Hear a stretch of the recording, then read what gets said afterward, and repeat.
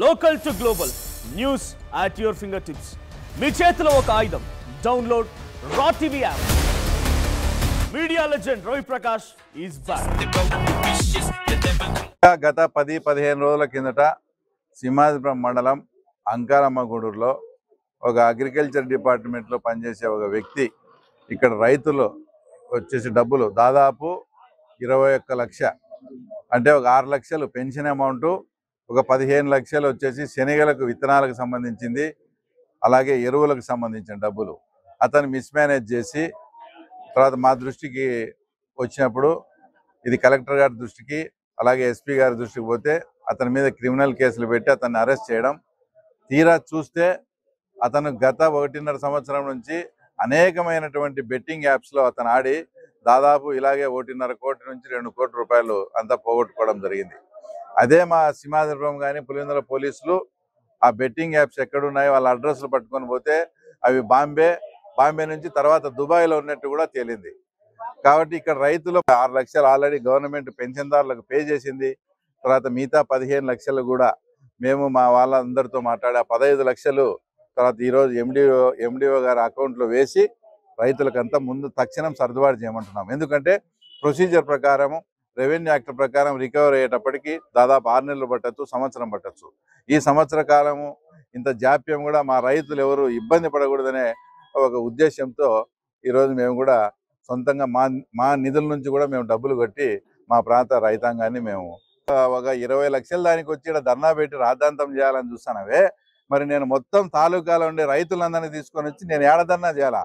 MP గారు మీ ఇంటి దగ్గర చేయాలన్నా చెప్పండి, దీనికి సమాధానం చెప్పండి. మీరు 42 కోట్ల రూపాయలు మీ గవర్నమెంట్లో మిమ్మల్ని నమ్మి ఆ రోజు పైపులకు డబ్బులు కడితే ఈరోజు ఒక్క పైపు కూడా రెండోసారి కట్టిన వాళ్ళకి ఒక్కటి కూడా ఇవ్వకుండా ఇంత దారుణమైన పరిస్థితిని కల్పించి రైతులకు అన్యాయం చేసి రైతులు గోడు కొట్టుకునేట్టుగా చేసుకొని మీరు మళ్ళీ 20 లక్షల రూపాయలు ఇక్కడ ఏదో ఫ్రాడ్ జరిగితే ఇక్కడ ధర్నా చేయాలని ఇక్కడ ఏదో చేయాలని దీన్ని రాజకీయంగా వాడుకోవాలని చూస్తావు.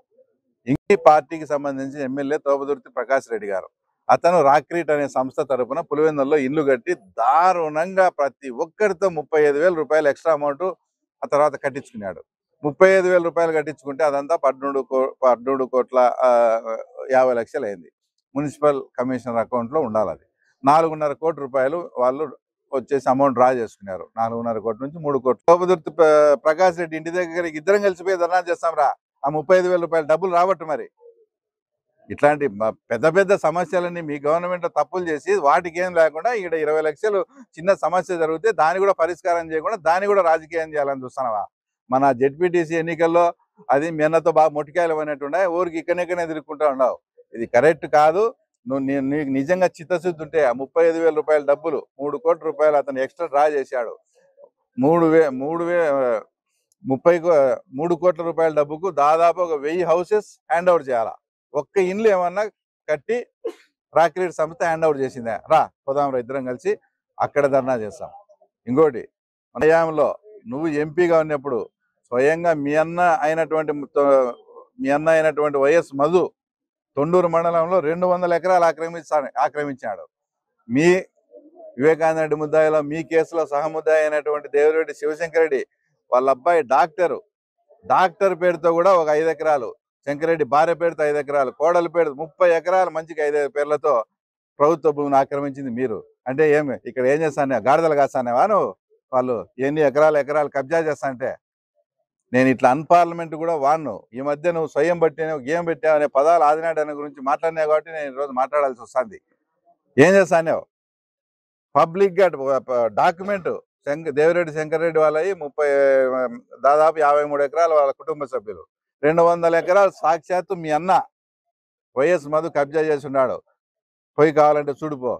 ఎక్కడో భూముల గురించి కాదు, నీ పులివెందుల హయాంలో నీ దగ్గర జరిగినట్టు గురించి మాట్లాడు. ఇంకోటి ఏం మాట్లాడతాడు? వీళ్ళకు పరిపాలన చేత కాలేదు, వచ్చా నుంచి ఫీల్డ్ అసిస్టెంట్ను తీస్తారు, డీలర్షిప్లు తీస్తారు. అది ఏం డీలర్షిప్లు ఫీల్డ్ అసిస్టెంట్ ఎందుకు తీయం? మీ గవర్నమెంట్ వచ్చిన 24 గంటల్లో ఫీల్డ్ అసిస్టెంట్ అందరితో రాజీనామా చేయించారు భయపడిచ్చి. ఆ రోజు ఇంత టైం వరకు ఎన్ని మారినాయి మీ గవర్నమెంట్ అసలు ఎన్ని మారినాయో చెక్ చేసుకో. అక్కడ మైనింగ్ దాని మీద పిటిషన్ పెట్టేది. గత సంవత్సరంలో 5 ఏళ్ళు మీ ఫాదర్ అయినటువంటి భాస్కర్ రెడ్డి గారికి 12 పైసలు భాగం లేదా? ఆ 12 పైసలు 5 మంది పేర్లు కూడా నేను చెప్పాలన్నా? ఎవరో? దేవిరెడ్డి శంకర్ రెడ్డి, రాము, వైఎస్ భాస్కర్ రెడ్డి, ఆ తర్వాత ఇట్లా ఇంకా 2 పేర్లు ఉన్నాయి, 5 మంది పేర్లు. మీరు గత సంవత్సరాలన్నీ దోచుకొని తిని ఈరోజు ఏందో పెద్ద పతితుల మాదిరి పిటిషన్లు అవి పెట్టుకుంటే ఇది మంచి పద్ధతి కాదు. మీ రాజకీయం మీరు చేసుకోండి, కానీ ఇట్లా ఏదైనా జరిగినప్పుడు రైతులను రెచ్చగొట్టి ఆ తర్వాత రైతులను ఇది చేసి ఇక్కడ పబ్బం గడుపుకోవాలంటే ఎవరు చూస్తూ ఊరుకోరు. చరిత్ర సృష్టించినోడు ఇప్పుడు ఆ చరిత్రని తిరగరాయబోతున్నాడు. అబద్ధాల గోడల్ని బద్దలు కొట్టి నిజాలను రాగా మీ ముందుంచబోతున్నాడు. నిజమైన వార్తల కోసం వెంటనే డౌన్లోడ్ చేసుకోండి రా యాప్ని.